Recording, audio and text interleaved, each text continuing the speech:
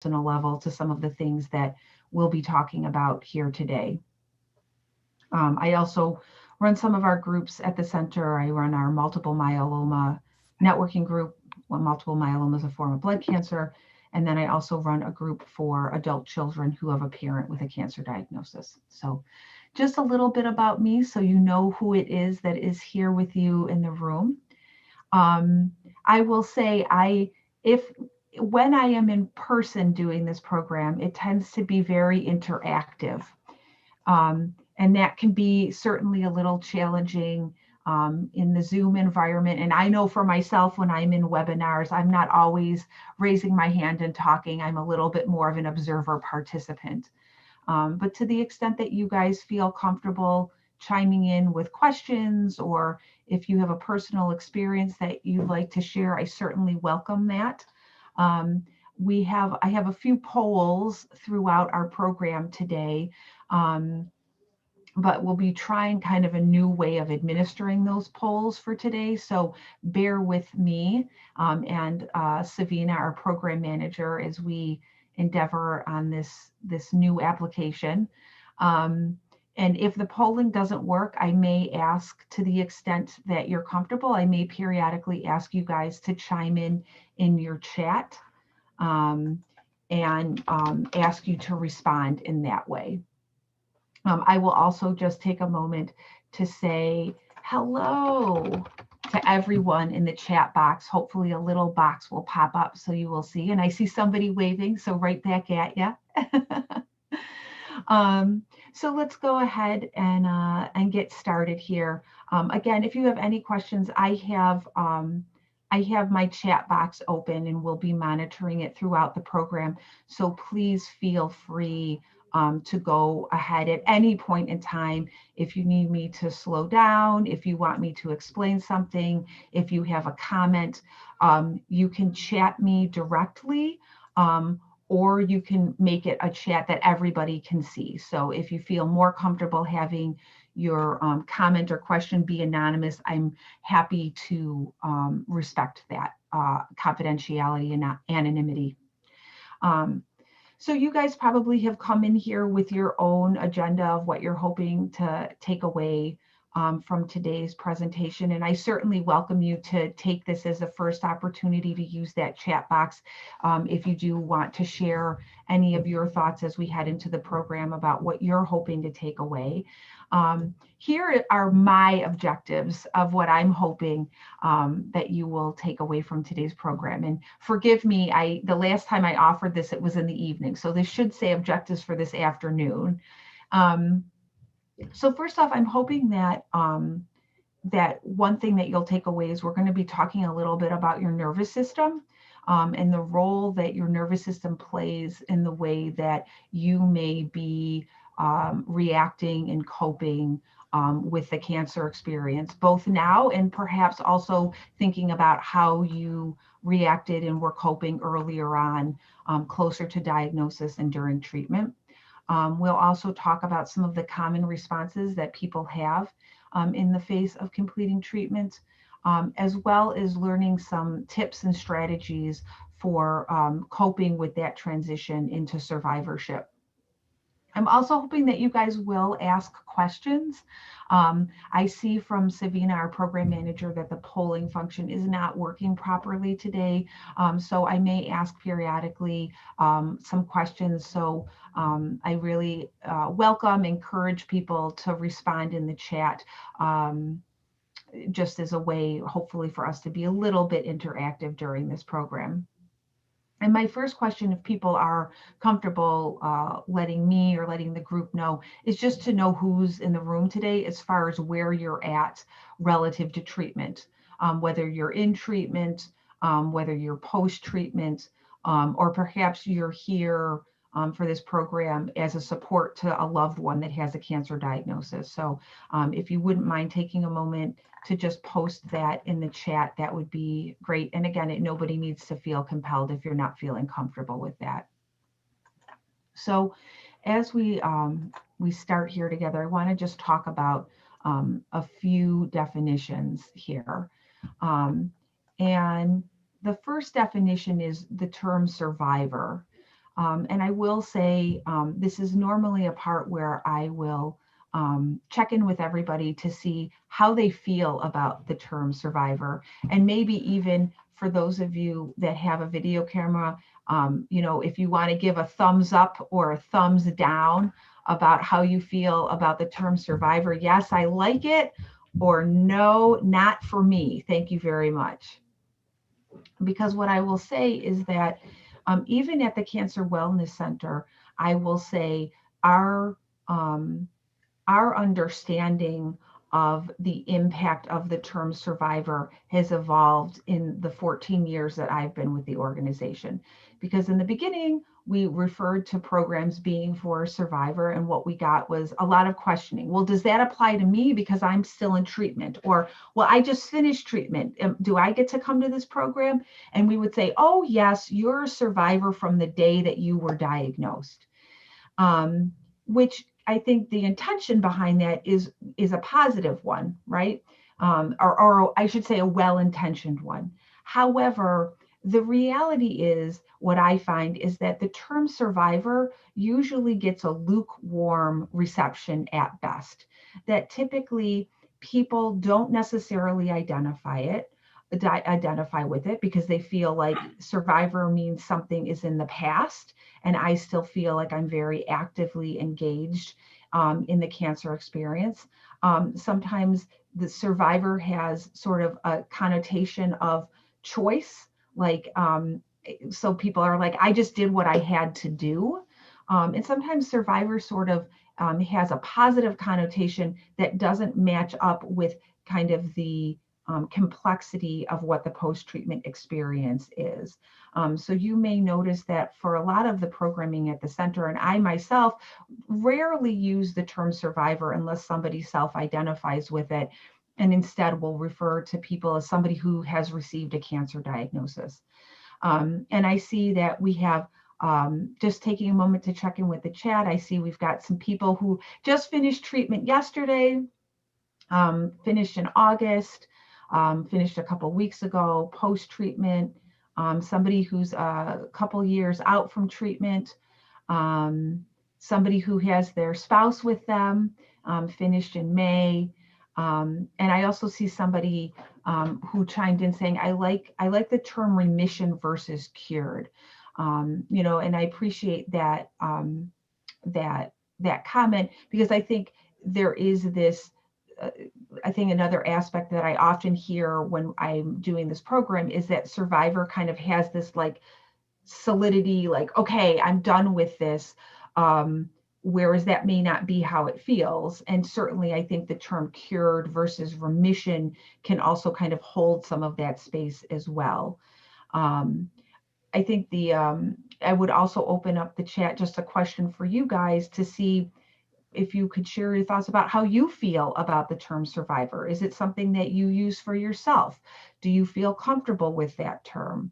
For some people, they say, well, I don't use it myself, but I'm okay with other people calling me that term.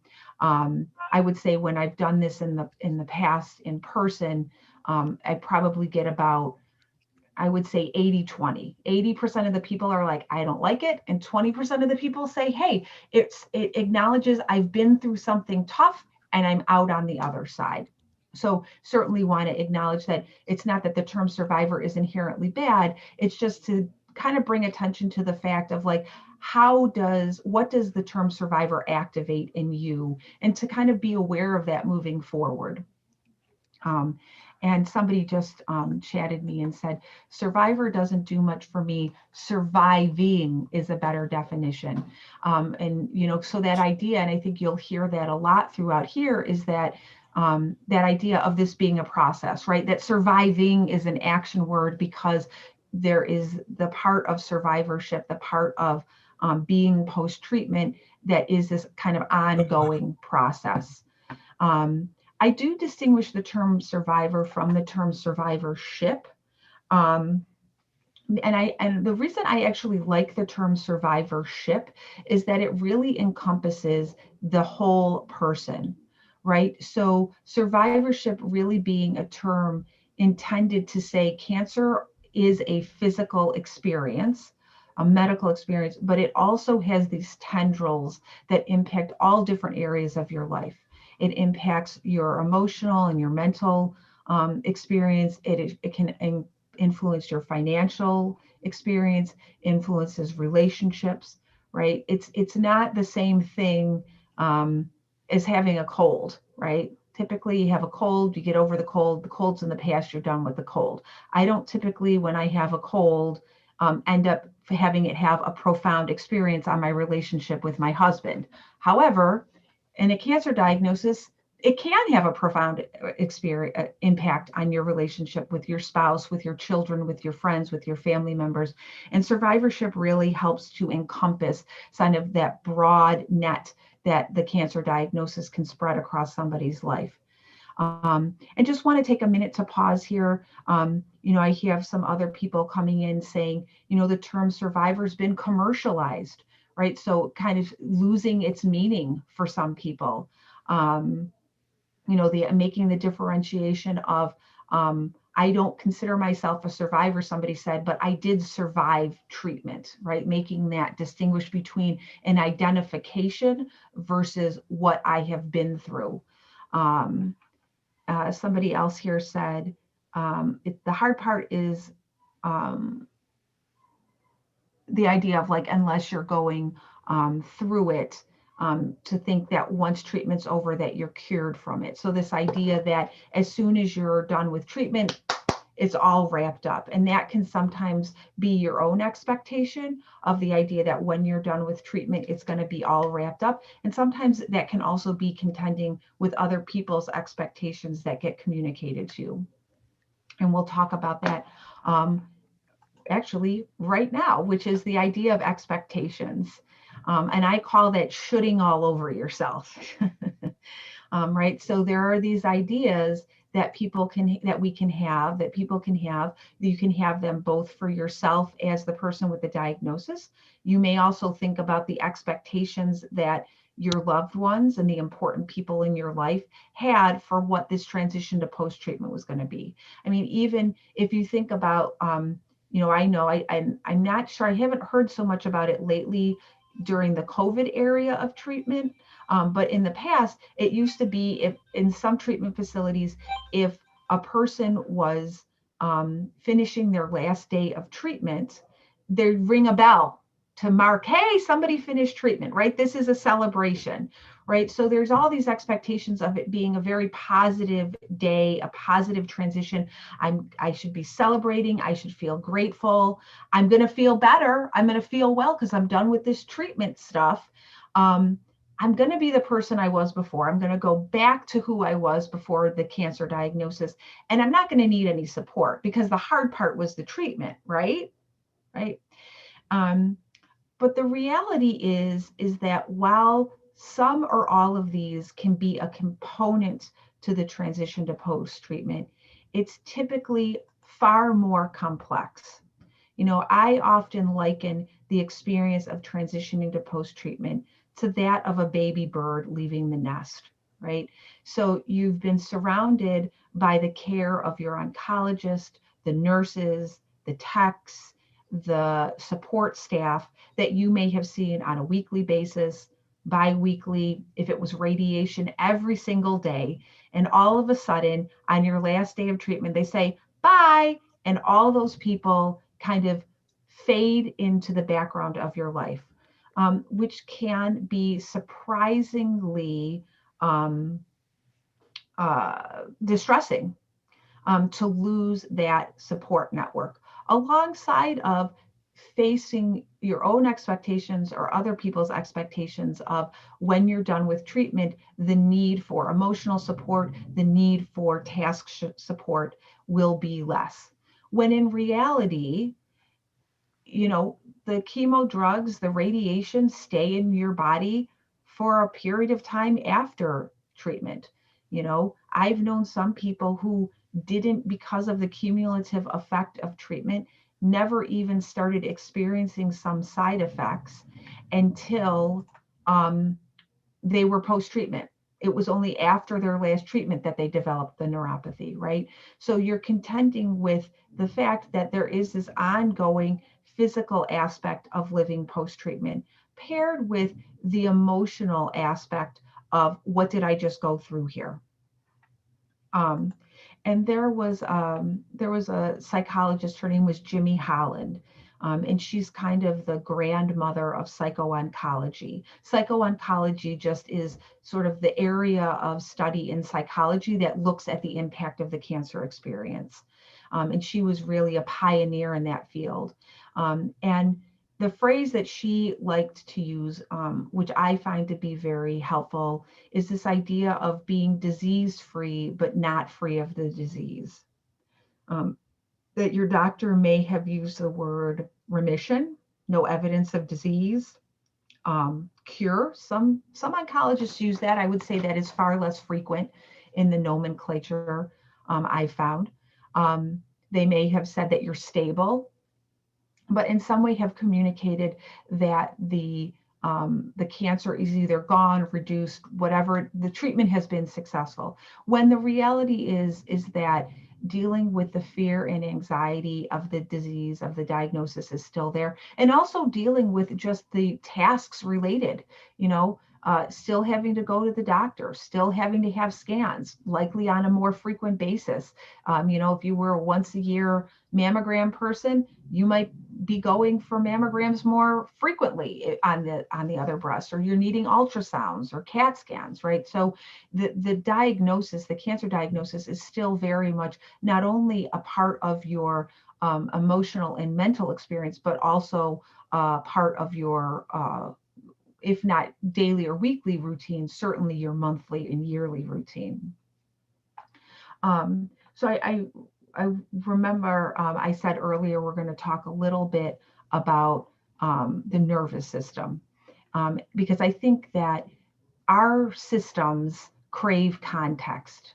We crave to understand what is going on.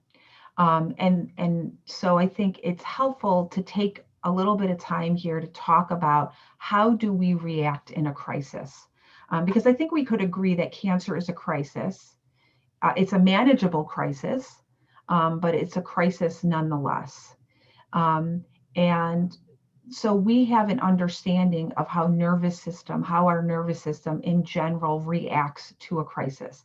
And that isn't any one individual in the room. This is everybody in here has a nervous system that is going to have its unique experiences that it's been exposed to, that is going to shape how you personally react.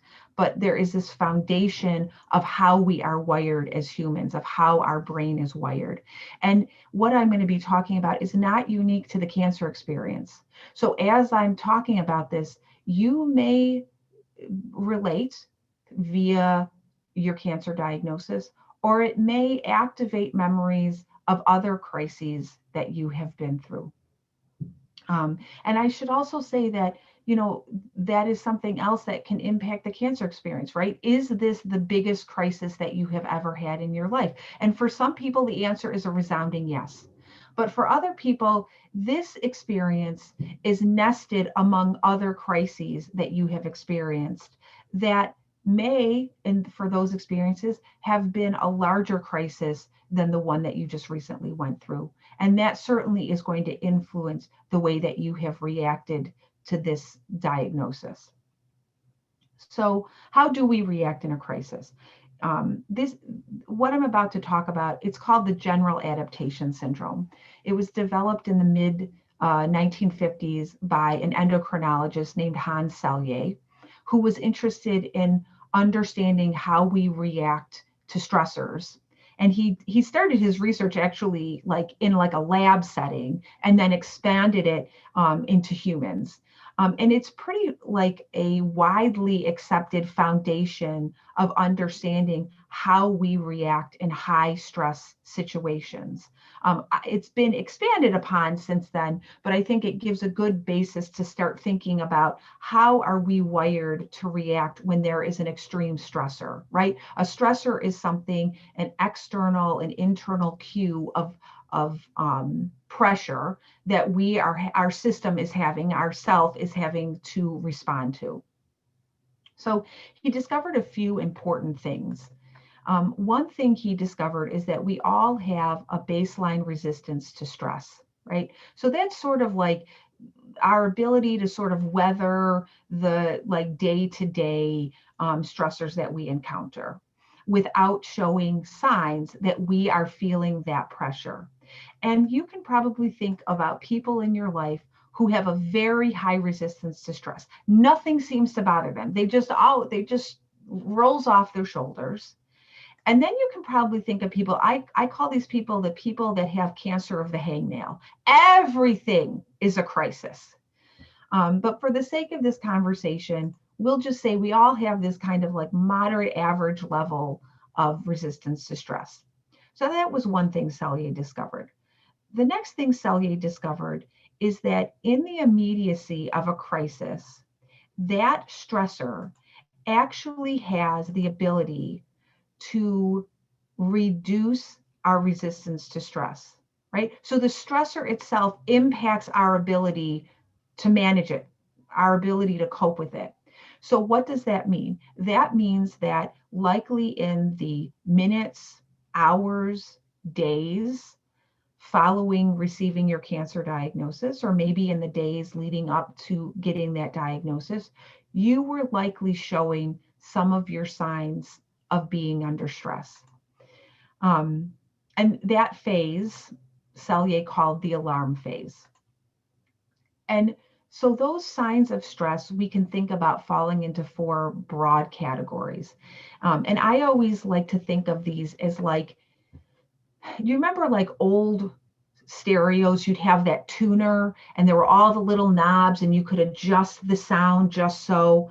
Well, these signs of stress are sort of, think about those as you have your own internal tuner. And there's probably one of these quadrants that maybe you most highly identify with. Maybe it's one of your most predominant cues that you are feeling stress.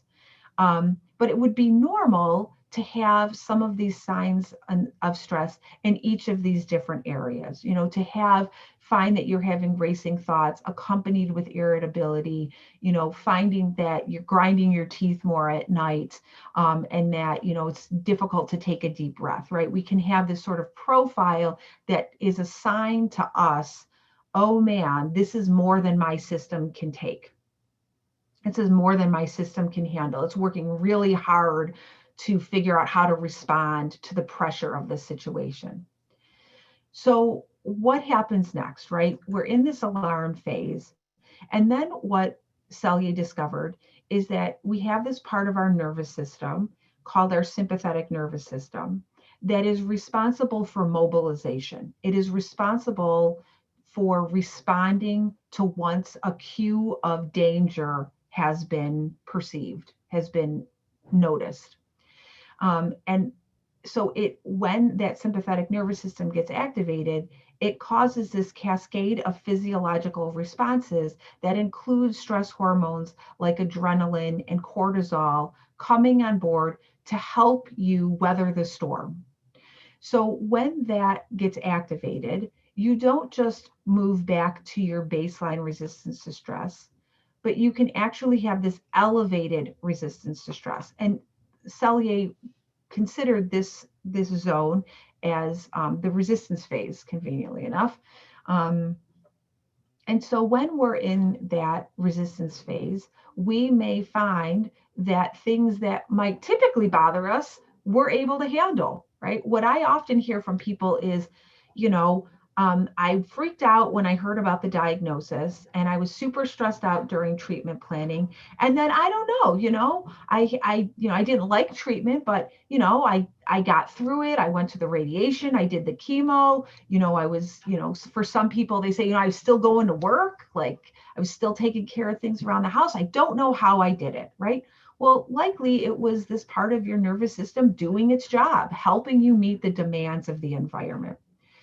So we've got this resistance to stress. We know that that's impacted in the immediacy of a crisis. We know that resistance is going to be elevated in the face of the crisis. Now, that elevation is intended to be short-lived, right? So if you think about getting into a car accident, right? You get into a car accident, you're like, oh my God, what's going on? Maybe you're tearful, you get your insurance card, you go outside, are you okay? I'm okay. Your heart's kind of racing. And then you come back down. Okay, it's just a car. I'm okay. Nobody was hurt. And you kind of recover. Well, what Selye discovered is not all crises are short lived, right? Some crises happen over a prolonged period of time. Some crises involve kind of stressors in concert, like a cancer diagnosis, right? Because you don't just have the moment of hearing about the diagnosis. You also go through treatment planning. Maybe you get a second opinion, you have surgery, maybe you have chemo, radiation, immunotherapy, whatever was a part of your particular treatment plan, so that we have this prolonged experience of stressors, this prolonged experience of a stress reaction. And so what happens for everybody's system, right? Not just yours, not just mine, everybody's system, is that at a certain point, the resources to keep us in that heightened state of resistance are going to be exhausted. And when we reach that phase, we don't just return to our previous baseline resistance to stress, but what would be common, what would be normal, is that we enter into what Selye referred to as the exhaustion phase. So, kind of continuing on that idea of that person who says, I was freaked out about the diagnosis, and then I don't know, I got through the treatment. Then, when I often end up seeing them, is they said, I got through the treatment, and now that I'm post treatment, I don't know. Things that don't normally bother me bother me. I cry more than I ever cried before. I'm irritable with my spouse. I'm short-tempered with my kids. I'm more worried than would be normal for me. And when I hear that, what I hear is, you're probably in the exhaustion phase. You've probably expended your resources during a crisis situation. And from my perspective, it says, okay, well, we need to look at, how do we recover from that? How do we help boost that resistance level back to what would be normal level? How do we identify tools that may help in the future, so that if there are future crises or high level stressors, that there is an ability to kind of have that peak of resistance, but then return back to the baseline? Because remember, even though it looks really great to have that resistance to stress, that heightened resistance to stress, you can almost think of that as an adaptive yet artificial resistance to stress, right? Because the reason that you have that resistance to stress is that your system is activated to mobilize. And, it's just like, think about, if you put your car out on the highway and you put the pedal to the metal, at a certain point, your car is going to run out of gas. And that's the same type of situation that we have here.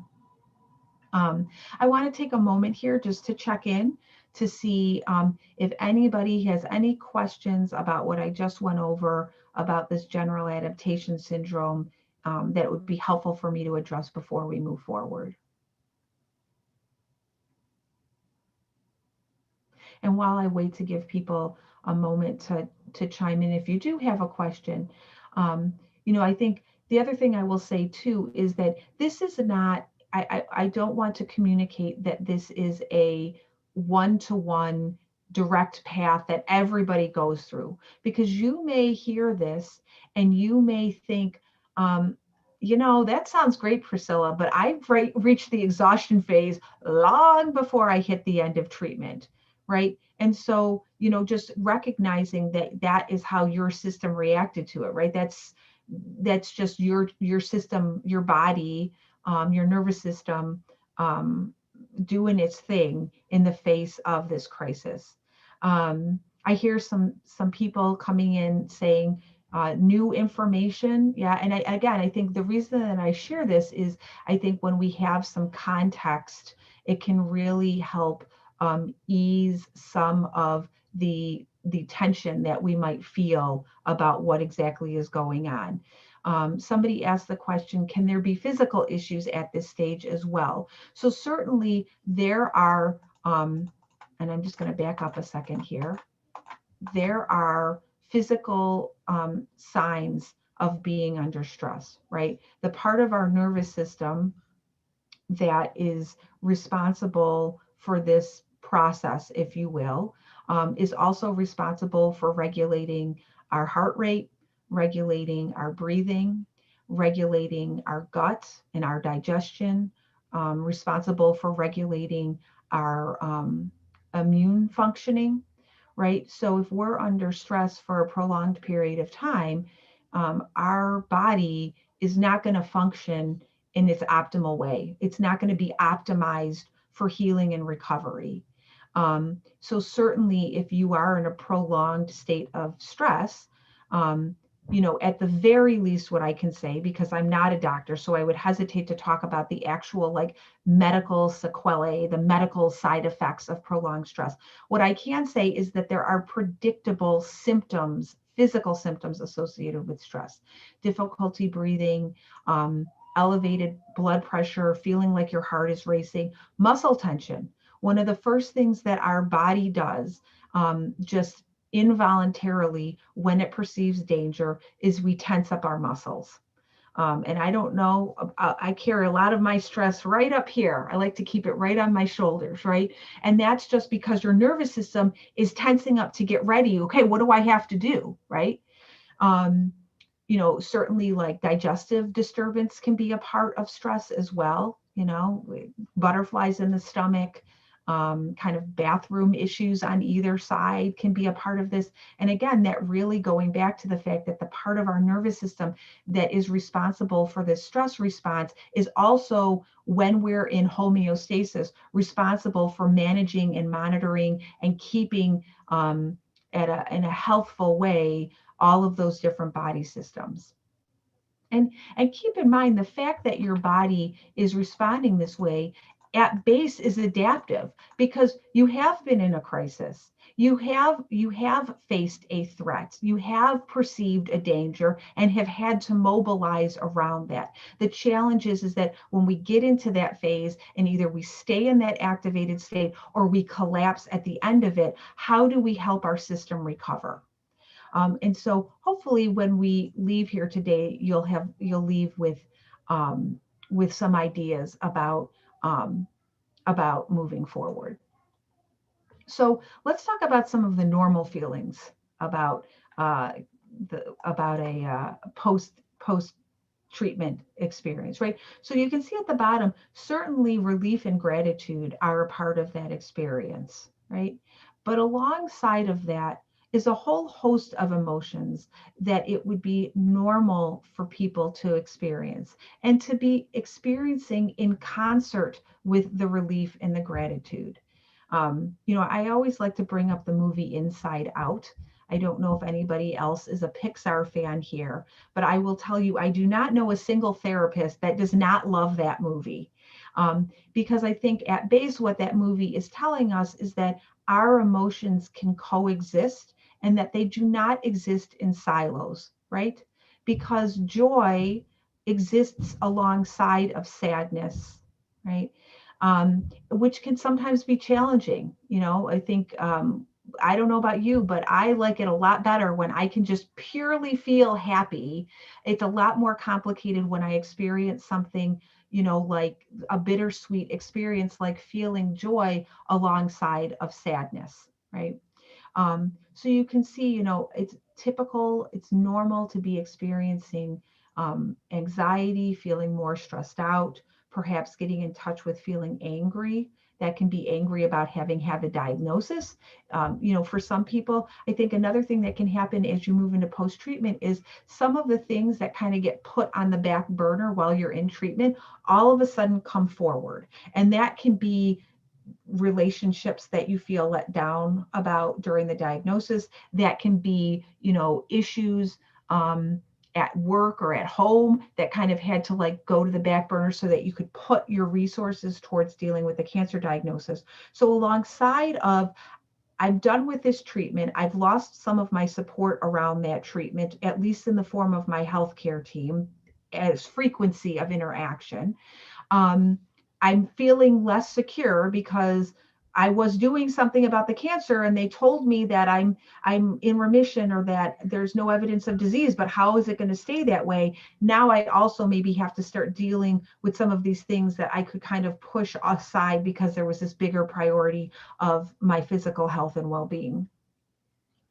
Which I think, I'll just jump ahead. I think those feelings can sometimes leave people feeling confused and surprised because there is this expectation of, I should feel grateful, I should feel blessed, I should feel so much relief that I don't have to go in for treatment. And certainly there is relief and gratitude, but again, there are these other experiences, feeling more vulnerable, back to that idea of, I was doing something very active to make sure that the cancer was gone. What am I going to do now? And I think that is evolving within the medical field, but it varies very, very much from oncologist to oncologist as far as how much guidance they provide you about what the next steps are to take. Beyond saying, come in for your scan in 6 months, I'll see you in 3 months to see how you're doing.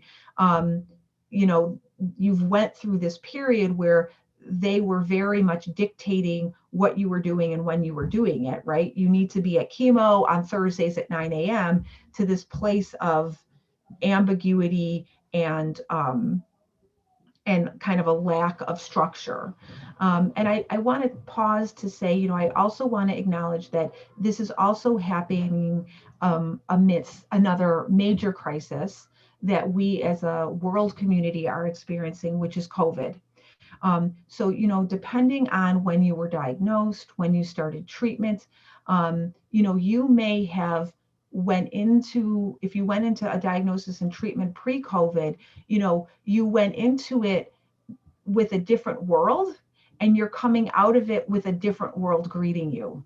So I think that adds a whole nother element of, how do I figure out what normal is when some of the things that would leave me feeling normal, or some of the things that I was kind of emotionally using as a carrot, I was going to go on that vacation, I was going to start seeing my friends more, may not be accessible because of the pandemic.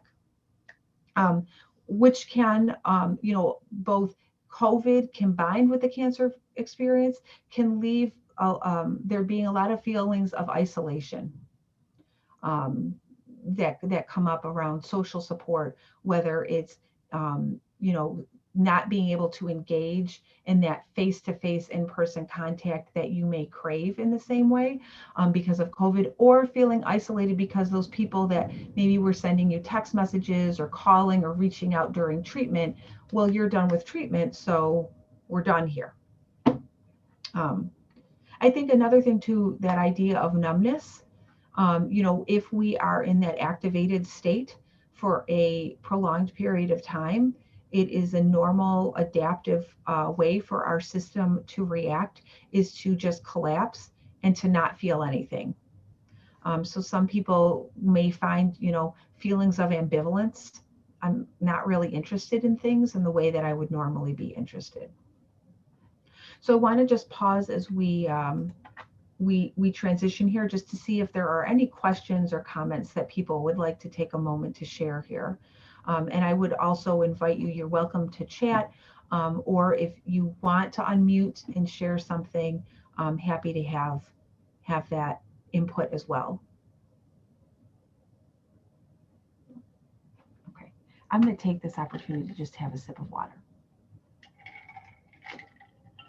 Okay, so I will say, I have to give credit. I think last fall I did this program and somebody brought up this this cartoon, which I had to include in this because, I think there are so many major life experiences that we go through where we would never expect a person to be unchanged on the other side of it.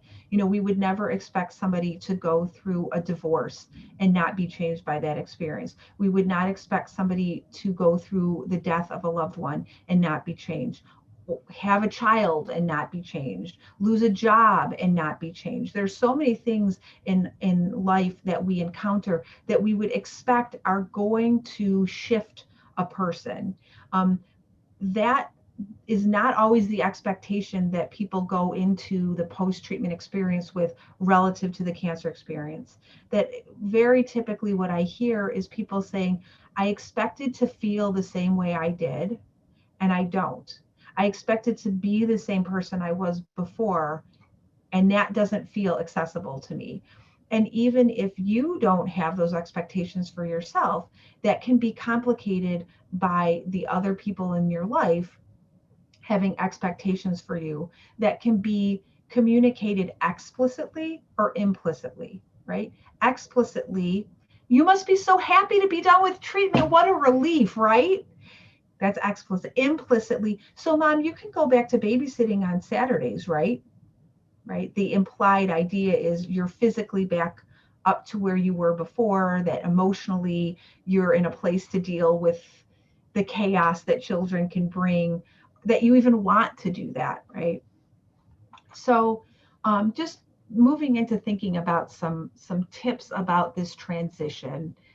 I think the number one thing is being patient with yourself and with others. There is, even though there are things that very definitively change on that last day of treatment, if only it's just, I'm not going into the treatment facility anymore. There are so many other things that take a longer time to evolve. I think that when we're in that mobilized state, um, we're so focused on what we have to do that there may not have been a lot of resources left to think about what we were doing, why we were doing, what does it mean that we're doing this? How do I feel about the fact that I'm doing this? So post-treatment can be this phase where all of a sudden there is this rush of feelings and thoughts and processing about what the cancer diagnosis and the cancer experience means and was. And that is alongside of the fact that, again, physically, you are still recovering and have in your system those drugs, that radiation that was fighting the cancer diagnosis, right? So, radiation doesn't even really start taking effect for 2 weeks after the first treatment. That's why you don't really feel the fatigue, paired with the fact that radiation and chemotherapy have a cumulative effect, right? So your last treatment is really when your body has the most amount of that treatment to have to contend and react to.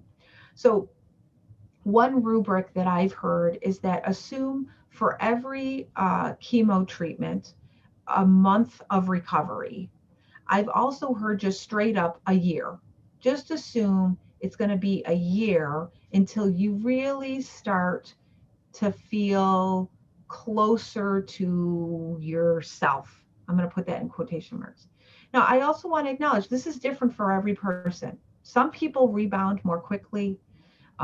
Some people, perhaps because of the treatment regimen you had, maybe you didn't have to have chemo, maybe you didn't have radiation, so that physical recovery may be shorter term. But I say this as a way to think about, am I granting myself grace? Am I allowing myself to acknowledge that my body has been through something and I need time to heal? And part of that healing may require needing to be patient that I have the idea of what I want to do. And then when I go to execute it, I don't have the energy to do it. I have the idea of what I want to do. And then I wake up and my stomach's upset or my neuropathy is really bad. Now, of course, if I could just say those words, be patient with yourself, I would be very wealthy. People would pay to see me because I don't know about you, but I could use a little bit of patience myself, right? So patience is easy to preach about, but certainly different to figure out how do I execute it. So, what are the ways that we can cultivate some patience? I think the first thing is having an awareness that there are going to be good and bad days. And sometimes that's going to happen in the same day. And that this may not be a linear path, right? Over time, the hope is that it will look linear, right? But if you think about the reality of what that trend looks like is going to have these ups and downs, right? It's going to have a peak, and then maybe there's going to be a day that's a valley. Um, and so, how do we work around that, right? So one way is like going at things your own pace. Another is thinking about, like, are there trends, right? Do I have a lot of energy in the morning and then the afternoon I collapse? Because then it becomes a question of, am I saving all of the stuff that is nourishing to me to do in the afternoon? So I do all of the tasks that are have tos, and I leave no time left over during the period when I have the most energy to do things that are going to, if not physically energize me, emotionally energize me. The other thing that I always recommend to people is, I think that it is so common that what people do is they use how they were functioning, how they were feeling before the diagnosis, and that becomes their point of reference. So, what does that mean? That means that we have put the goal up here and we are constantly looking up at it, and that is always our point of comparison. So, what happens there? I'm always coming up short. I'm always somewhere on the downslope of the mountain. So, what can be really valuable is to hold in mind, what was your worst day? What was the day when you felt the most physically incapacitated because of fatigue, because of GI symptoms, because of neuropathy? Hold that in mind and start using that as your point of comparison. Because by using that as your point of comparison, you are going to be better capable of revealing the progress that you are making. I think I like to share the example of, I had a client once who was a big walker. She would go out, she had a dog, she'd go for these long walks, and she was quite demoralized because she did not have the stamina, she did not have the energy to go on those walks. And so she came to me saying, I used to take this walk around the lake with the dog, and I can't do that anymore. And so we talked about the fact that, like, on her worst day, she got up, she showered, she got dressed, she went back to bed. That was it. That was all the energy that she had. And after she started using that as the point of comparison, what she was able to do was come back in and say, you know what? I walked to the mailbox today. I haven't done that in 3 months, right? Whoa, right? That is a huge success if you think about moving from, I have not been able to walk to my mailbox from 3 months, to doing that. That is a huge improvement, but would have been completely eclipsed if she had kept comparing her current functioning to the idea of taking this long walk around the lake, which she did eventually get back to. It just took her a little longer than it being the day after treatment. Coming back to this idea of how to cultivate patience, I think already I've addressed that idea of, giving yourself permission to heal, setting realistic goals for yourself. And I think also giving yourself permission to grieve. Um, and that can look a lot of different ways, right? That may be grieving a sense of health and wellness. Maybe you don't feel like you're there yet. I have a lot of people who say, I had cancer. Can I still be healthy? Like, I used to be a healthy person. Like, I never was in the hospital before my diagnosis. Sometimes the grief can be of an actual body part. If you have had a mastectomy, if you've had your ovaries removed, if you've had prostate surgery, there may be a permanent loss of function. There might be a permanent loss of a body part, and giving yourself permission to feel the sadness, the anger, the longing. Sometimes that can be grieving time. I've lost this time. I've I've lost feeling carefree. You know, I ran a group years ago, and we had a huge discussion that always stuck with me, of just feeling like the part of their lives where they could just be carefree had sort of faded into the background, because there was always this sort of monkey on their back, and sometimes the monkey was all the way back here and they couldn't see it, and sometimes it was over here and they had to deal with it more directly, but that it was always something there with them that they were having to wrestle with from time to time. um, I think the other thing is also preparing for mixed reaction from friends and family. And I really appreciate, I can see on video, and I know somebody who chatted in saying that they were with one of their, either their spouse or their partner, and really appreciate having somebody in the room that is in that position. Um, you know, I wish that we were in person, because I always like to check in to see what their experience was, because they also were kind of on this journey. I will also say though that depending on um, the individual, sometimes there can be this expectation of treatment's done and we're going to get back to normal, right? And normal could be roles and responsibilities. Normal could be what your state of mind is. Normal could be, emotionally the role you play in somebody's life. And that might not always be realistic. Um, and so, it's a very individual thing to think about, how do I handle that? And that would typically vary from relationship to relationship. There are for some people, the relationship is so core and so central that it's important to have conversation around that. I think tying back into that idea of grief is that, sometimes post treatment, depending on the relationship and how that person is able to be present with your experience, sometimes there is grief around the relationship not being the way that you want it to be or need it to be. I always say, like, if we think broadly, there's these kind of three categories of people that are part of your support network in the face of a cancer diagnosis, right? There's the people who you thought would show up and they were there. And there were the people that you did not expect to be a part of your support network, and all of a sudden they showed out, right? Maybe it was an acquaintance that now has turned into a friend. Maybe it's somebody who was like a long lost friend that sent those regular text messages to stay in touch. And then there's the third category, and that's the category of people who you had the tickets at will call for them. You thought they were going to show up for the performance, and they were nowhere to be found. Right. So when we go back to that idea of some things being on the back burner, I think that's one of the things that I also refer to is it's not uncommon to have relationships that were in that third category that now moving into post-treatment is sort of like, what do I do about that? I thought this person was close. I thought that they were going to be able to support me, and I'm not quite sure how to address the fact that I feel abandoned by them.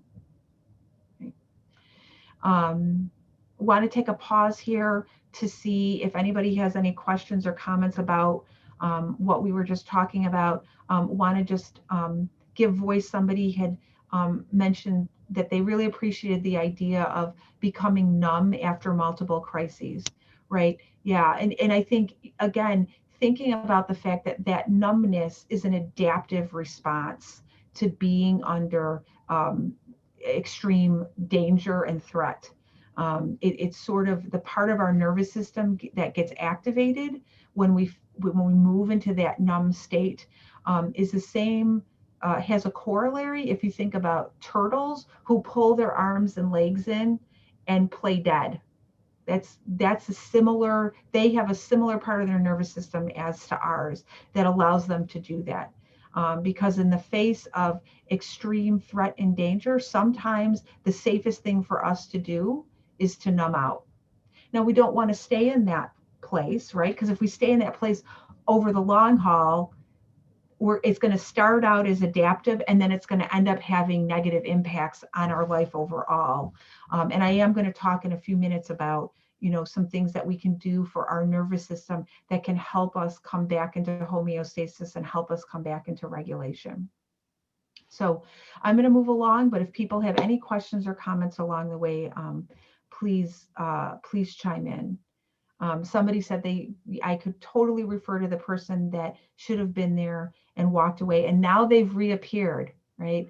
And so, and that aspect of, and I appreciate you mentioning this, I've tried to talk to them, but the answer that I received was not satisfying, right? So thinking about those back burner things, what do I do with this, right? And that's a totally unexpected side effect from the cancer experience, right? It's not universal, but you are not alone if you have one or two or maybe even more relationships where you thought that they were going to be in your inner circle and were going to be by your side, and they were not there to provide you the support you needed. Which, just such a challenging experience to then have to figure out how to navigate. And I will say, I think just to give a little bit of, what's the word I want to use? I can't think of the word. Just to say, we do have counseling and support groups. If you're feeling, the heavy weight of some of the impact of transitioning into post-treatment, there's both the post-treatment consultation with me, there's also general counseling. We also have support groups.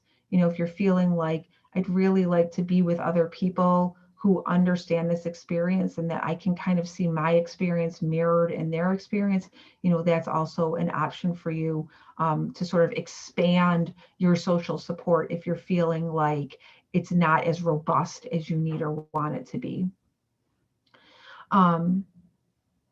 So, and somebody just mentioned my sister-in-law and her family never reached out once. And I think that brings up a whole nother conversation that we could have about, the fact that, there are some relationships where we can make a choice to sort of walk away from it.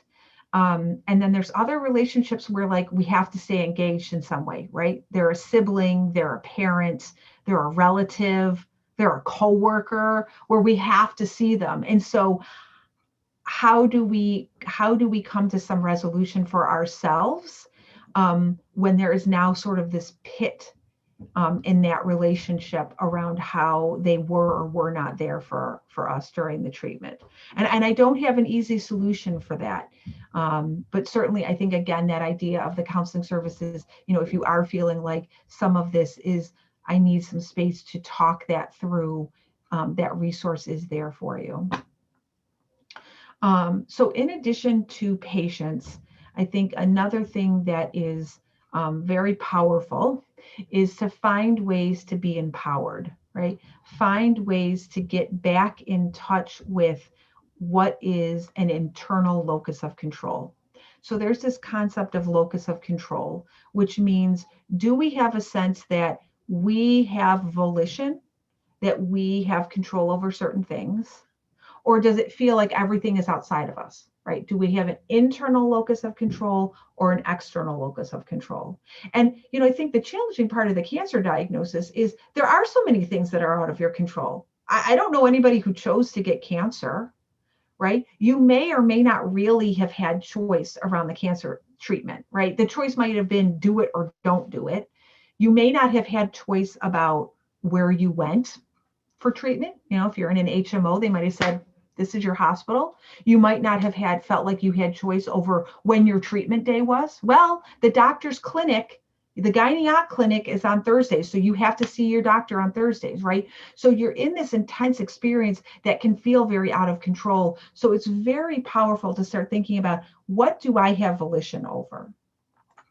So one thing that we can do to increase our sense of volition is to stay informed, right?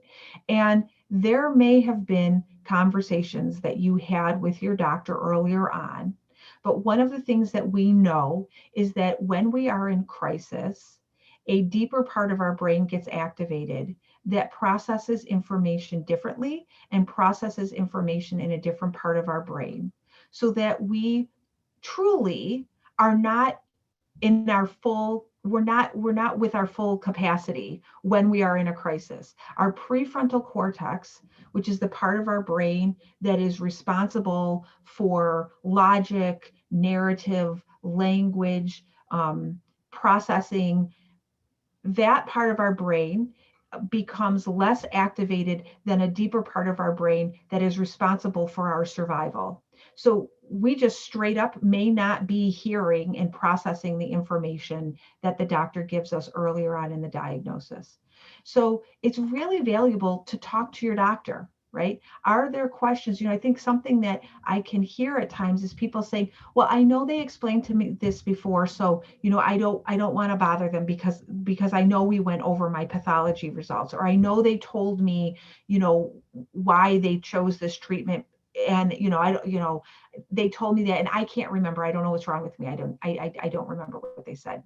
Well, that's because your brain was not in a state to fully receive that information.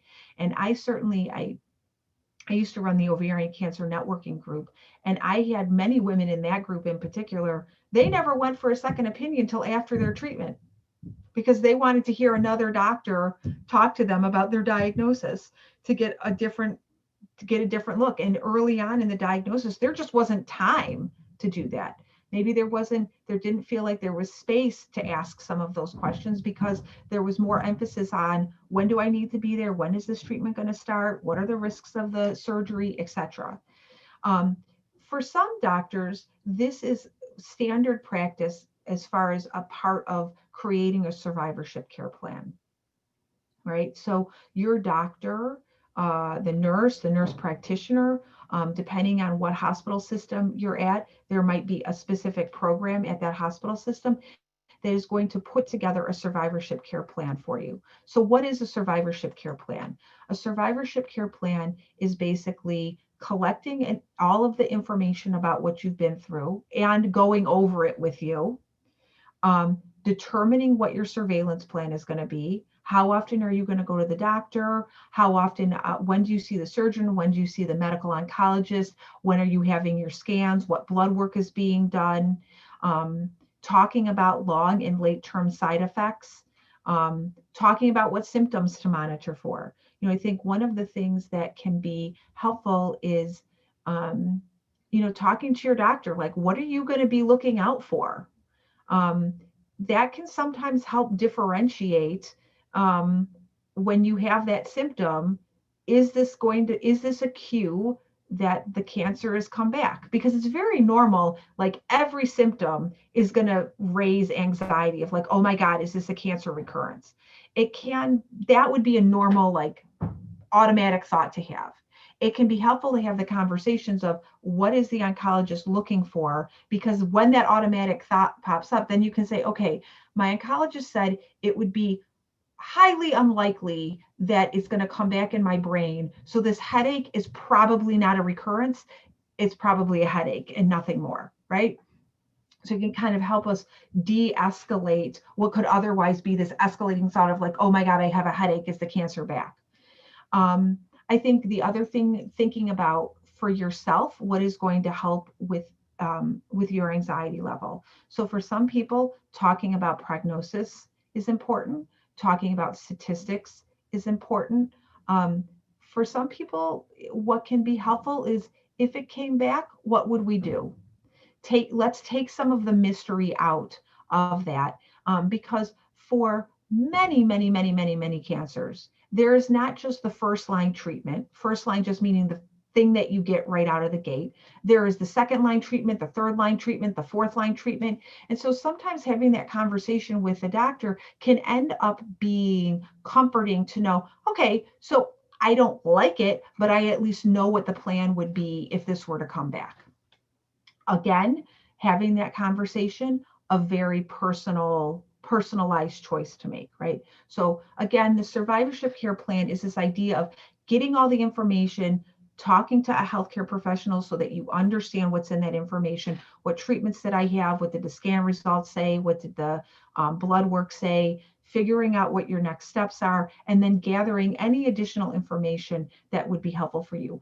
I think the other thing I would also say is it is normal for there to be a transition away from your medical oncologist serving as the quarterback to starting to go back to your GP, your gynecologist, your internal medicine doctor, all of those other doctors. So a lot of times when you're in treatment for cancer, everything kind of goes to the oncologist first, and then as needed, you might go to a specialist. So it's helpful to talk to the doctor about what do you want me at this point to be coming to you with, just so that you have an efficient pathway to getting the care that you need if symptoms pop up. Because if you put a call in or you message the oncologist and the oncologist is going to say, not it, go to your dermatologist, helpful to know that so you could just streamline it and go right to your dermatologist or your GP or your OBGYN or whoever it is that you would likely go to for that complaint. I think the other thing to think about is when you have conversations with your doctor, what do they look like? So, I advocate an approach called Take Part, right?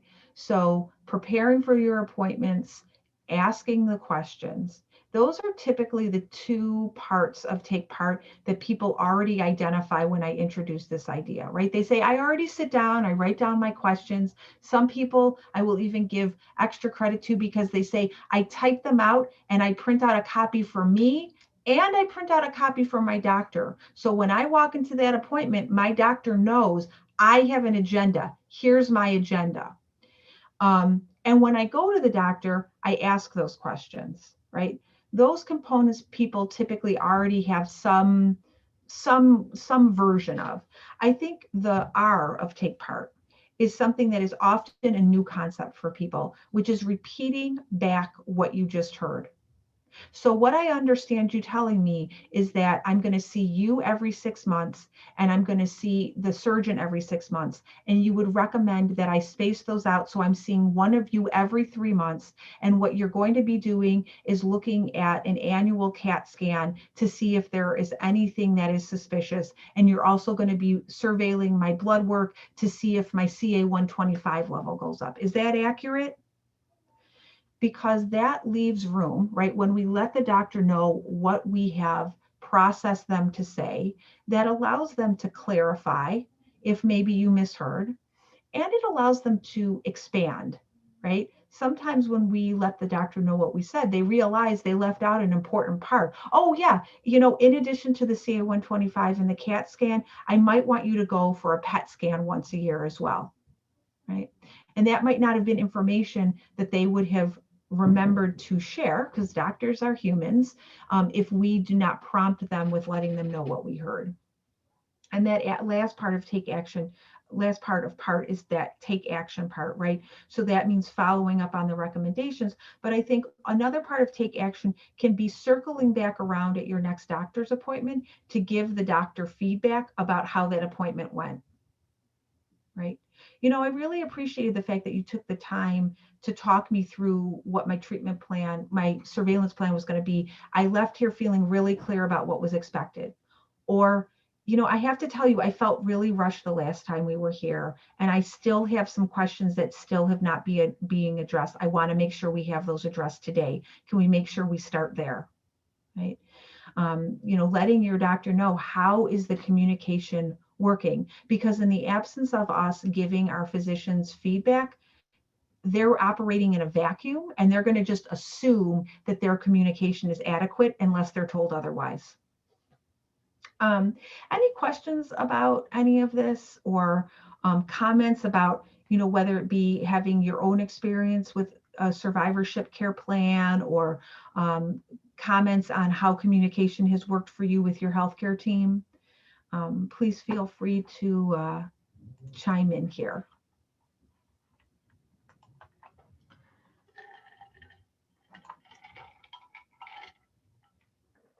Okay.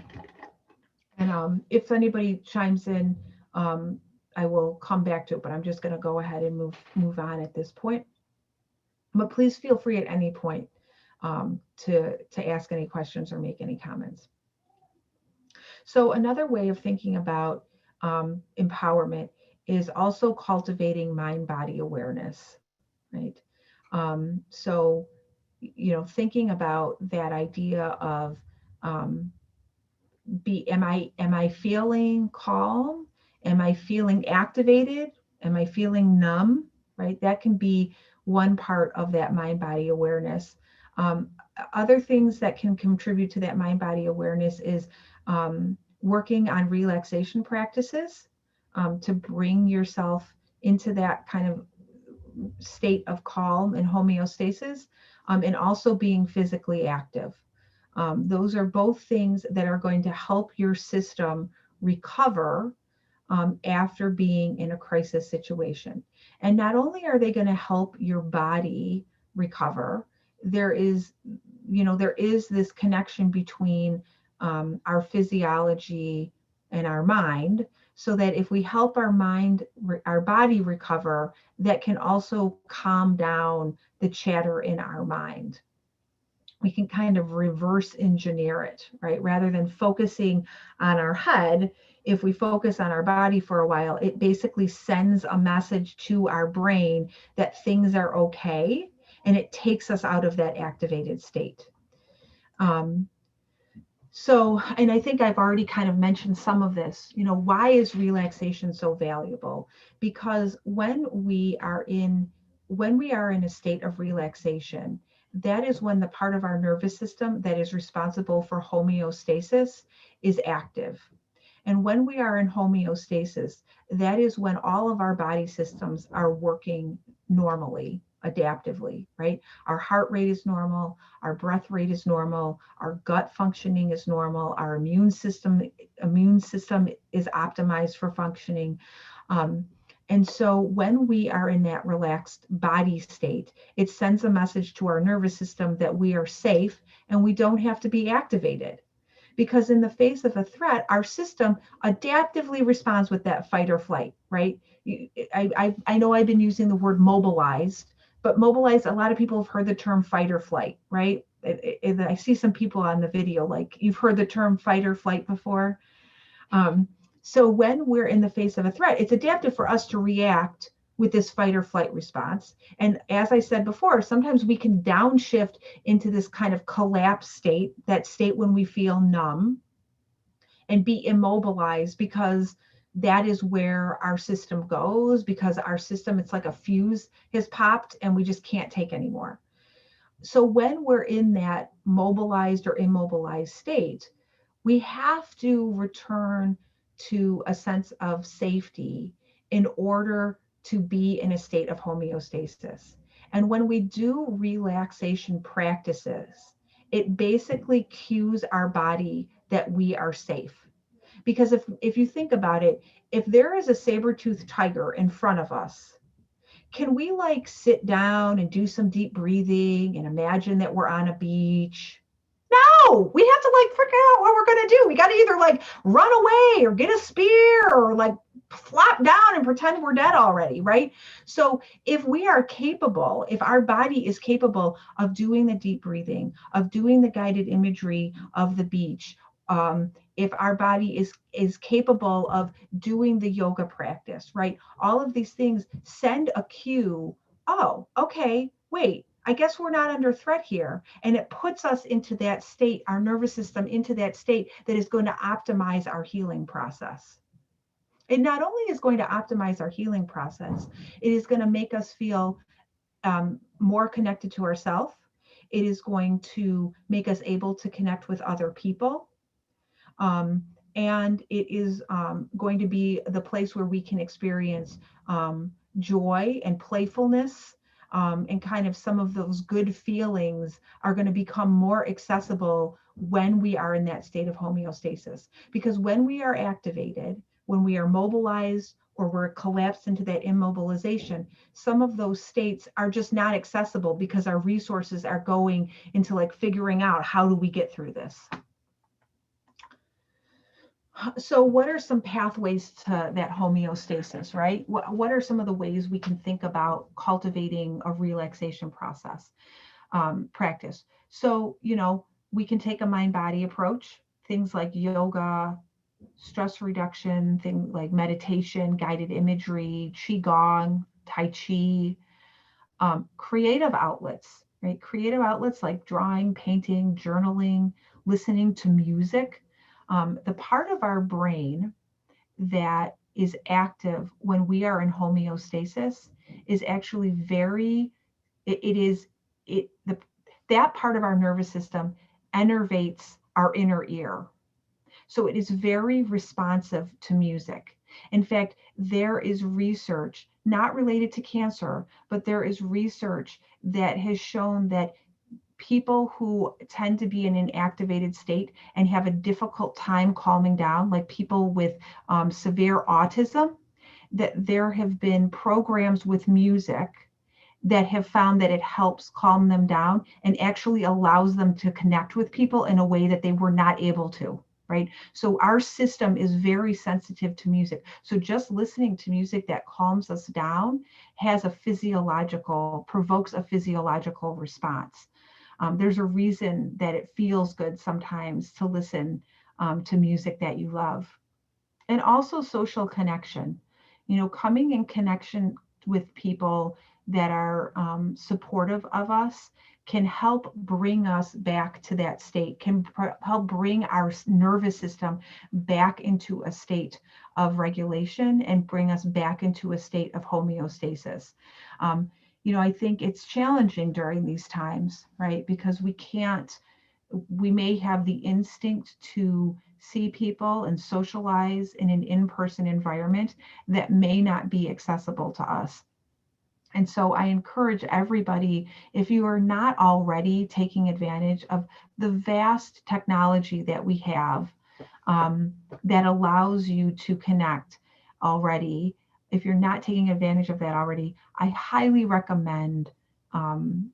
highly recommend trying it out, giving it a try. I will say I myself was not a telehealth practitioner before COVID, and I have been quite surprised at how connected I still feel to all of the people that I work with in counseling, even though it's not in person. And I hear that feedback as well. I have people who were very skeptical of Zoom up front and were like, that was better than I thought it was going to be. So if you haven't experimented with that yet, you're all on Zoom right now. So my challenge to you would be to identify somebody in your life that you think of very joyfully, you think of your time together joyfully, and think about, can I engage them in video chat if I'm not able to see them in person? So I talked about, so there's the relaxation practice and also being physically active, right? So why physical activity? I think there is robust research that shows that physical activity, not only post-treatment, but actually also in treatment, if there's anybody with us today that is still in treatment, the physical activity improves quality of life for people who have had a cancer diagnosis. And it can actually reduce cancer-related fatigue. I think that can sometimes be a little challenging because when we're feeling tired, we may feel, or fatigued, we may feel less motivated to try to get up and exercise. However, if we push past that fatigue, on the other side of it, what happens is physical activity activates endorphins in our body that can help give us more energy, that also reduce distress. Physical activity and the endorphins that get released during physical activity also can help with sleep if you are experiencing sleep disruption, because it helps regulate our circadian rhythms, which is our sleep-wake cycle. So lots of benefits to physical activity. And when I say physical activity, I'm not like talking about like go to the hardcore Zumba class or do like an hour-long CrossFit. The recommendation for cancer people who are post-treatment for a cancer diagnosis is 2.5 hours weekly of physical activity that raises your heart rate. So that could be walking, right? A half an hour of walking 5 days a week has been shown to not only have the quality of life and physical improvements, it's also been linked to a lower risk of recurrence. So lots of benefits related to physical activity. Now, for some people, you may be hearing these things and maybe you're like, I got this already, Priscilla. I've already been doing yoga. I already go to the gym. I already go walking, whatever it is, right? For others of you, you might be like, I know I need to do this, but I don't really know where to start. So the Cancer Wellness Center offers lots of different options, all via Zoom. It could not be easier right now because you can do it from the comfort of your home. You don't have your audio on. You can turn your video off. Nobody's going to be looking at you in your sweatpants. We offer yoga every single day at 9:30. We also have an evening class. We have 2 exercise classes a week. I actually heard that we're going to be adding a 3rd exercise class soon. Stress reduction talks about a variety of different methods of relaxation, things like deep breathing, progressive muscle relaxation, guided imagery. If you are somebody who enjoys more of a creative outlet, we've just recently added a writing lab on Mondays. And then also, I mentioned this earlier, if you're feeling like, there is that your social network, your social support is not as robust as you would want it to be, or you feel like you would benefit just even from expanding it, we do have support groups offered at various times of the day. They're all being offered via Zoom. Again, it could not be easier. There is no commute there. So those would also be options for you. Again, in addition to if you feel like those individual counseling sessions would be helpful. Or we also have couples and family counseling as well. Somebody just asked about the writing lab. So it is a facilitated program by one of my colleagues, Dominique James, who's one of the therapists at the center. And so there is, each week, there is a different activity or series of activities, sort of writing prompts, and then there for people to do while they're in the Zoom group together. And then there is time to explore and kind of talk about the process or talk about the product afterwards, right? Because sometimes with a creative outlet, it is about what did I come up with? What is this communicating? But sometimes the product is irrelevant, and it is in the process of writing that there is value, right? So sometimes we write something and we want to read it and we want to hold it because it's helped us clarify something. And sometimes we write something and we rip it up when we're done because we just needed to get it out. So this is kind of a space to talk about, to have some structure around what you're writing, and then a kind of supportive community to kind of explore how that writing, what that writing has meant for you. So somebody just asked, how do you get over thinking every ailment is a recurrence? So, I think what I would refer back to 2 things. One, I think talking to your doctor and making sure that you have accurate information, and that you have asked the questions and have the information that you need, that can be helpful. I think when you are worried about recurrence, first off, totally normal. I don't know. I would be surprised if there is a single person in here who has not had a worry about recurrence. That is how common it is. The question becomes, how central of a role does that concern about recurrence play? Is it right in the center and I can't look away and I'm staring at it and it's disrupting my life? Or does it pop up and I say, oh, yep, there's that thought again, and then I move on from it? So if the fear of recurrence is not just popping up and then, oh, okay, I can move on from it. If it is like facing you in a chair, staring you down every day, I think one is thinking about counseling can be helpful to talk more in depth about strategies. I think 2, I look at it through the lens of your nervous system. right? So what that tells me is that your nervous system is just really activated. And one of the things that our nervous system does when it's activated is it has intrusive thoughts and racing thoughts and repetitive thoughts, right? Going back to those signs of stress, we can have cognitive signs of stress, which is this intrusive thought experience. And so if we think about relaxation techniques, we may not be addressing the thought itself directly, right? And that is certainly something that we can do.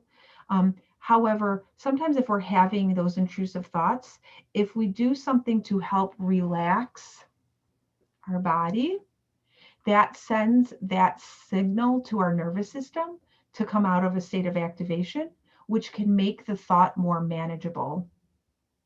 Um, so, I think if you're finding, even though it may not seem, um, it's not that it's counterintuitive, but it may feel indirect, thinking about if you are having those intrusive thoughts and you've not given relaxation practices a try, I would highly recommend it, because you may be surprised by the benefits that relaxing your body and signaling to your body that you're safe enough can have on your state of mind. I hope that answered your question. Are there any other questions about anything that I just went over before we move on? Or any comments? Happy to take either one of those. And I hope I did an adequate job of answering those questions. And I will provide my contact information at the end. So if I didn't, you're welcome to reach out to me individually as well. So another strategy for empowerment is thinking about what's within my control. And that, that can be a challenging thing, because we can kind of be bombarded with different information and be told one day one thing is the right thing to do, and then the next day be told, nope, not that, this. So what are kind of some like safe bets of things to turn to that can help with a sense of control? So one thing that I think is beneficial, not only relative to the cancer diagnosis, because this is something that I would say I have been advising for years, but I would highlight it and reinforce it even more during the time of COVID, which is setting a daily schedule. So it is common during a cancer diagnosis that the treatment provides some sort of routine. Maybe the routine is daily, maybe the routine is weekly, but it gives some sort of rhythm. And when that treatment is done, it can be very destabilizing because that structure is not there anymore. And so how do we create structure for ourselves? Because that can provide some stabilization and a sense of security to our system, right? And again, if we get cues that things are safe, if we have a sense of security, it is going to make it more likely for us to move into that state of homeostasis. If everything feels chaotic, we are likely going to stay in a state of activation. It would be normal for us it would be adaptive for us to stay in a state of activation. If I'm in a chaotic situation, I'm like, oh my God, I got to stay on my toes. What's going to happen next? So when I think about a daily schedule and I think about a routine, that could be something as simple as every morning I get up, I have a cup of tea, I take a shower, I get dressed, right? If your day has no routine to it at all, that may be a starting point. Maybe you already do that. So routine for you might look differently. Every day at 1, I'm going to take a pause and I'm going to listen to a guided imagery on YouTube, right? I'm seeding the idea that you marry routine with relaxation practices. But, I encourage you to think about, like, do you feel like, if not your days, that your weeks have a rhythm to them? Or does it just feel like every day is different and you could benefit from some of that structure? I think another thing is making healthy lifestyle changes. I will say we encounter that a lot at the center. That's why, whether it's people wanting to exercise more, wanting to eat healthier, wanting to reduce stress, that's why we have exercise class. That's why we offer nutritional counseling and our weight loss for wellness program. That's why we have all of those relaxation and mind body classes that we offer, that can leave you feeling like we know that those things are good things to do. Research shows that post-cancer treatment, physical activity, healthy eating lifestyle, managing your stress are things that are going to be related to a better health outcome and a lower risk of recurrence.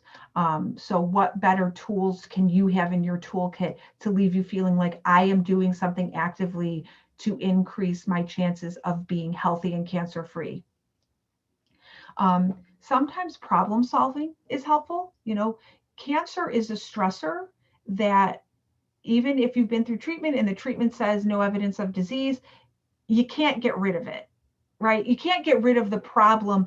You can get rid of the cancer, but you can't get rid of the stress and the anxiety and the doctor's appointments. I mean, you can work to manage it, but it would be unlikely that they're going to go away completely 100% and you're going to eradicate it.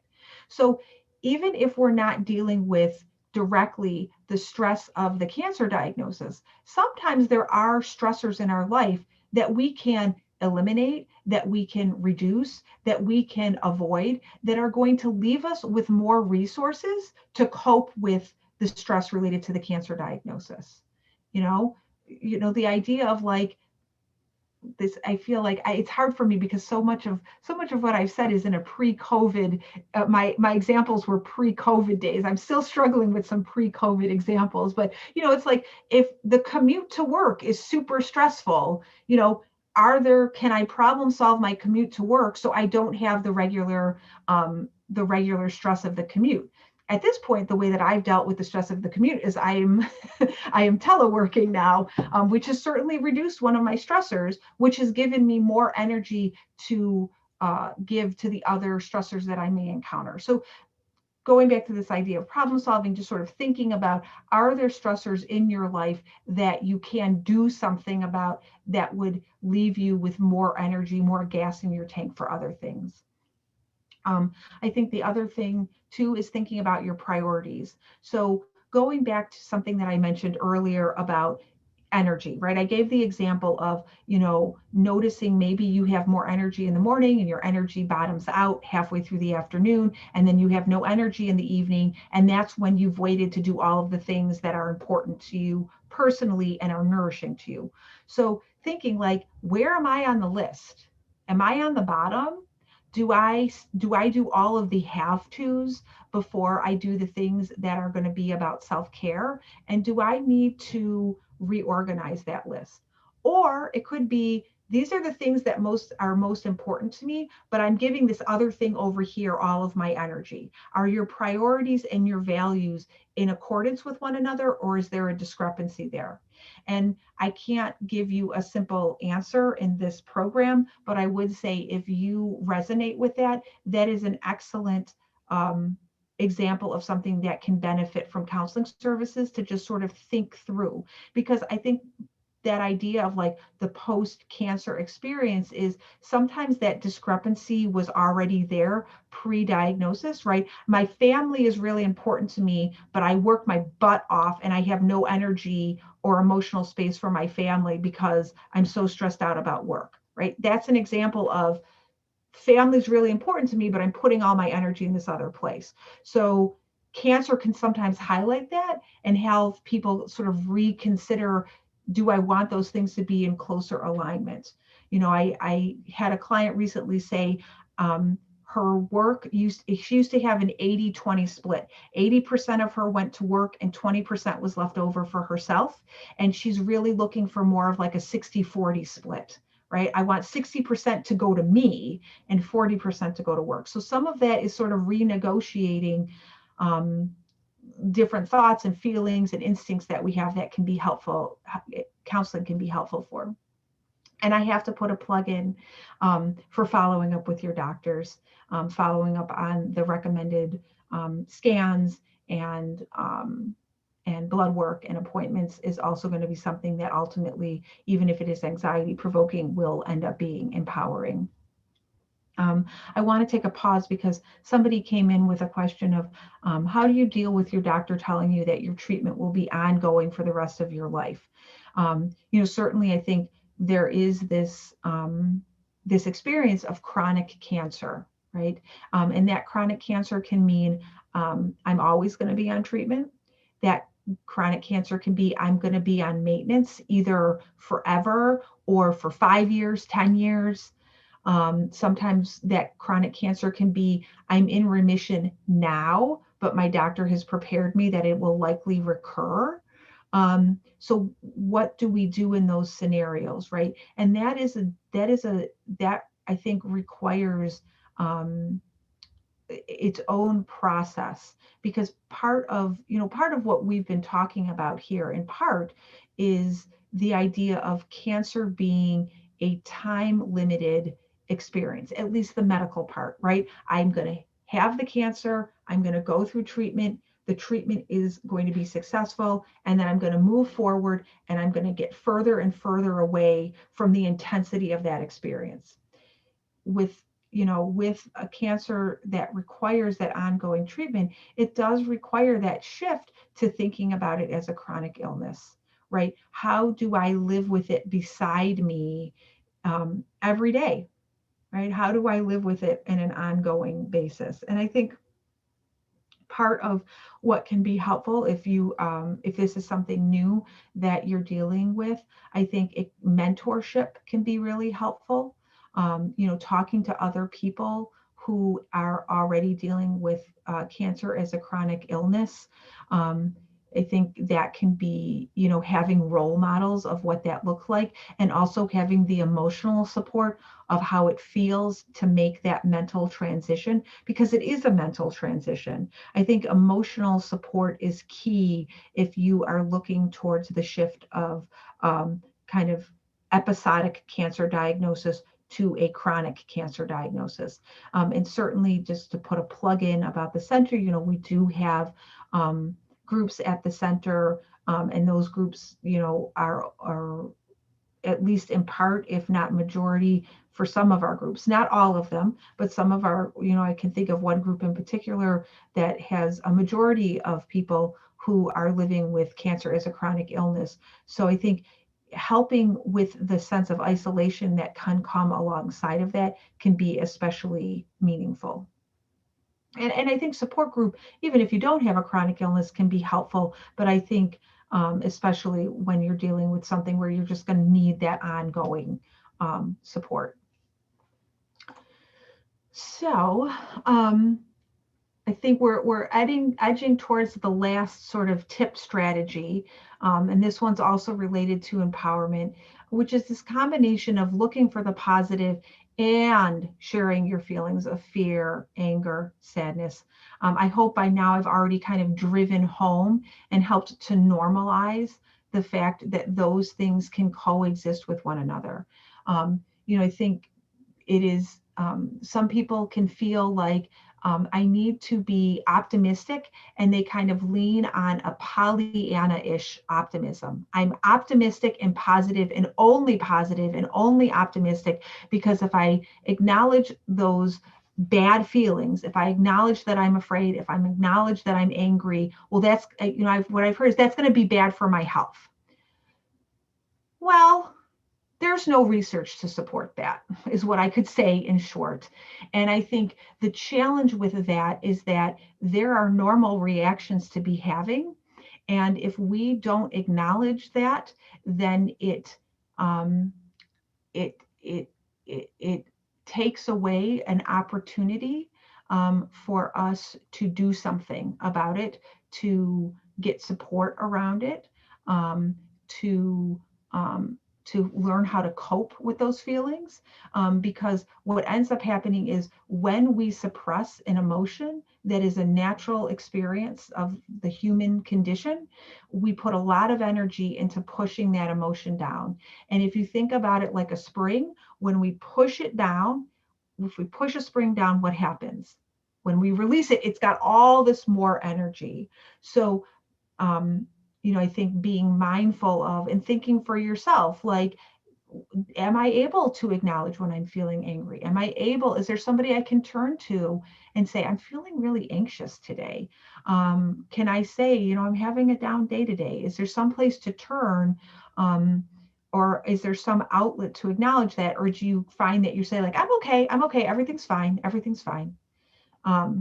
Whenever I'm working with somebody and I'm like, I rarely ask, how are you doing? Because that's a pretty loaded question. What am I really asking there? You probably have had to navigate that yourself. Do they really want to know how I'm doing?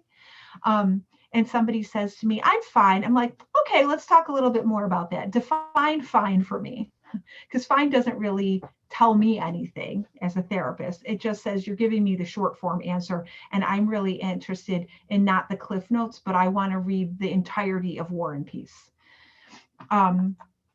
So, I think what I'm talking about is like, how do we find balance within positive thinking, right? So that balance is, how do I acknowledge that there are going to be things that trigger me, and I'm going to have these more uncomfortable, distressing emotions, alongside of how do I seek out or acknowledge the times when I am feeling more hopeful.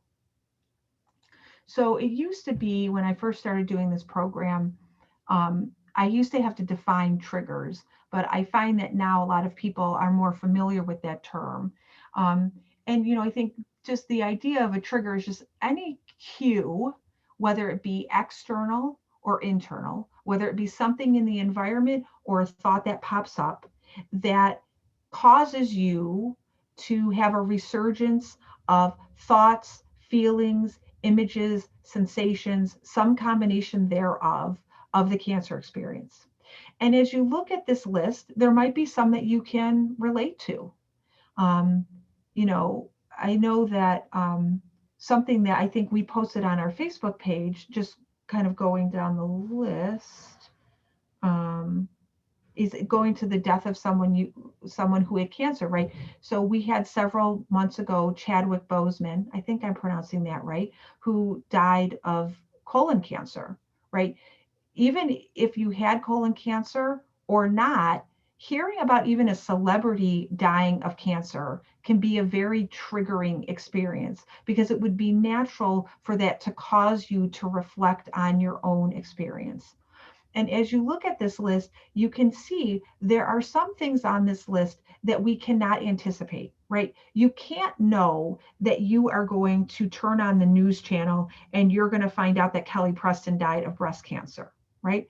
But then there are some things where you can anticipate it, right? You could know the anniversary of your diagnosis could be a tough time. You could know it is normal for people to have what is often referred to as scanxiety, where they find a peak in their anxiety related to their diagnosis as they're going into surveillance tests. So those times really helpful to think about, what am I doing to take extra special care of myself and extra special care of my nervous system, because I know my system is going to be in a state of activation. And I want to make sure that I diffuse that activation, or I attend to it, so I don't go into like a full-blown mobilized state where I'm like in survival mode, right? On the other hand, when we have things that are unexpected, right? We can't know when a loved one or somebody we care about is going to get a diagnosis. We can't know. I mean, the example that I like to give, we're in October, which is Breast Cancer Awareness Month. And so I can remember when I was commuting and I'd be listening to the radio, and then all of a sudden they're talking about like the Avon Walk for Breast Cancer. And it's like, well, I wasn't even thinking about cancer. I was on my way to work at the Cancer Wellness Center and I wasn't thinking about cancer, but I'm thinking about cancer now, right? Or that character on your favorite program, all of a sudden they're diagnosed with cancer. So there are these things that can come out of the blue that may seem inconsequential. They can seem like wallpaper, but our system is not going to distinguish that. Our system is just going to perceive that cue of danger and it's going to react in kind. So the more aware we can be of that, then we can recognize, oh, I'm feeling irritable because like I hate October. I hate all of the pink stuff. I hate the breast cancer awareness stuff. Or we can do something about it. We can say, you know what, I need to take an extra time out today and go outside for a walk because I'm feeling super discombobulated about hearing that news about, my friend's sister having cancer. So it provides us that empowerment to take care of ourselves and honor what is actually going on in our body and in our mind. um, I think alongside of the triggers, which can bring up some of those distressing emotions, can activate that stress reaction. um, it's also helpful to turn towards hope, right? And psychologists, they like to measure things, they like to study things. And so, in psychological terms, one definition of hope that is pretty widely acceptable is hope is a combination. The way we cultivate hope is that we have the willpower and the way power for reaching our goals. So what do I mean by that? Let me dissect that a little bit. Willpower is motivation. Do I have the gas in my tank to do what I want to do? Way power is, do I have a roadmap? Do I know how to get there? And the goal is, do I know where I'm headed? What is my destination? And along the way, any one of those three things may need attention. You may know exactly what you need to do, right? I know I need to eat more fruits and vegetables. Um, and I've talked about, eating an apple a day, but I just can't seem to get motivated to do it. So we got to work on some motivation.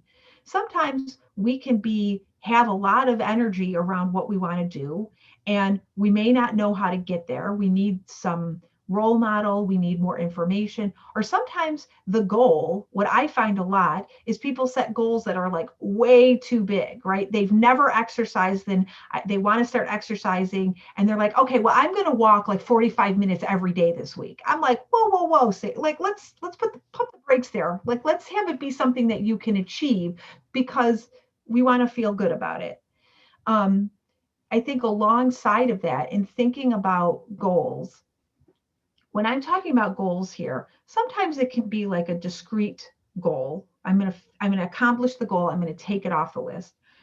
But when I talk about goals in this context, I refer to them as toilet paper goals, which I should say, I had this analogy before COVID, but now I feel like it has a lot more meaning given what we all went through this past spring. Um, I hate buying toilet paper. Just a little bit about me. I don't know why. I wish I could go to the store, buy one roll of toilet paper, be done with it. But sooner or later, the toilet paper runs out, right? And so I have to keep going back to buy more toilet paper. And those are the types of goals that I'm talking about here, right? I'm talking about the goals where we never cross them off of our list. We're always working towards them. I didn't go for that one walk outside and say, well, I'm done exercising, finish that, right? So, thinking about thinking about your goals in those terms, that there are going to be these things that you want to just have integrated in your life. And in the face of a cancer diagnosis, it's quite common that a lot of attention gets placed on the goals related to physical well-being, right? When we talk about hope relative to the cancer diagnosis, we rarely finish the sentence, because the hope is always understood. The hope is understood to be cure. The hope is understood to be um, um, remission. The hope is understood to be no evidence of disease, right? Because it's natural for us to train our focus on that one area of our life. But there are all these other areas of your life that are important to you. Your relationship with your partner, your relationship with your children or your family, your work life, your civic life, your spiritual life, your hobbies. Um, these are all different things that we can have, things that are important to us that we want to live. And so thinking about your why is thinking about what is important to me in my life and how do I operationalize that. And by operationalize, I just mean, how do I show, how do I live that is important to me, right? So the example I like to give is humor is really important to me. Hopefully there's been a little humor peppered throughout today's program. Um, but humor is important to me, and it's important to me in my relationship with my husband. And it's not like we share that one joke and we're like, ha ha ha ha, and then we're done. No, I'm always working to cultivate that. We're always working for there to be playfulness in our relationship, and to be laughing and sharing jokes and watching funny things and finding the humor in life. That is something that I'm always doing. Right. And so it's those type of goals that it can be really valuable to get back in touch with now that you are post treatment, because there may be ups and downs relative to your health.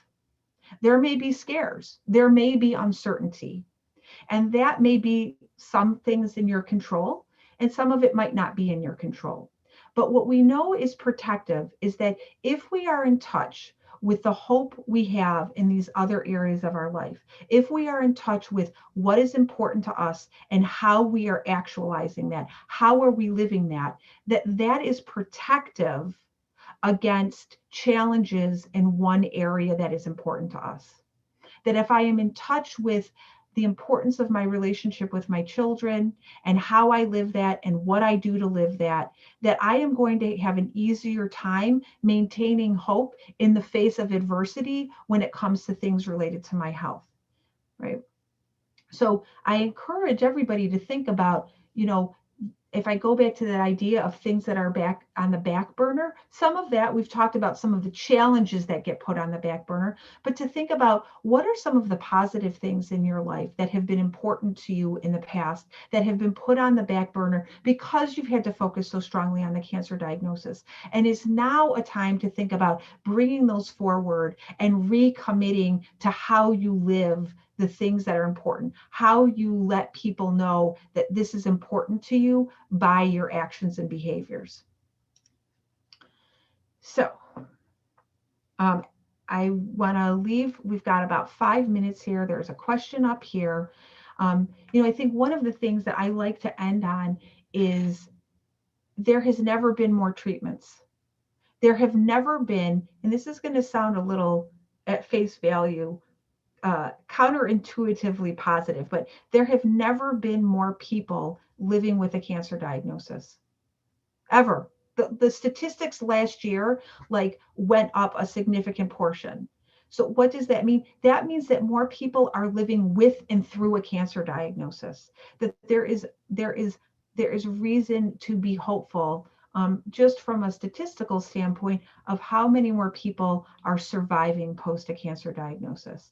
So I encourage you all, alongside of that kind of scientific overview reason to hope, I encourage you all to think about what are your points of hope, what are your beacons of light that can help light your path as you continue on your journey post-treatment. I see a question up here that I want to address. I want to thank you guys for being here, and also open it up if other people have questions or comments as we draw to a close here. Somebody had asked me who the psychologist that I referenced during the talk about that curve, right? His name was Hans Selye. I will type it in the box for everybody to see. And the framework that he came up with was called the General Adaptation Syndrome. Other questions or comments, you're welcome to type them in. You are also welcome, I invite you to unmute if you have a question or a comment that you'd like to share with the group.